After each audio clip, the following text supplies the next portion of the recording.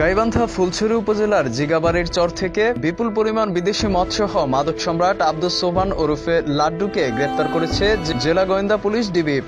আজ সকালে জেলা পুলিশ সুপার কামাল হোসেন সংবাদ সম্মেলনে এমন তথ্য জানান। তিনি আরো বলেন, দীর্ঘদিন থেকে মাদক ব্যবসা করে আসছিল লাড্ডু। গোপন সংবাদের ভিত্তিতে সকালে ডিবি পুলিশ অভিযান চালিয়ে 7 লক্ষ টাকা মূল্যের বিদেশি মদ উদ্ধার করে। তার বিরুদ্ধে ডাকাতি, মাদক ব্যবসা সহ বেশ কয়েকটি মামলা চলমান রয়েছে। গ্রেপ্তারকৃত লাড্ডু ফুলছড়ি উপজেলার জিগাবাড়ির চরে আব্দুল হামিদ ডাক্তারের ছেলে laddu.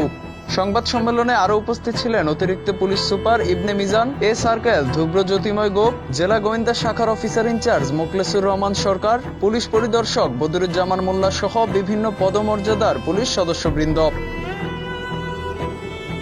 Next report, the Daily Tribunal.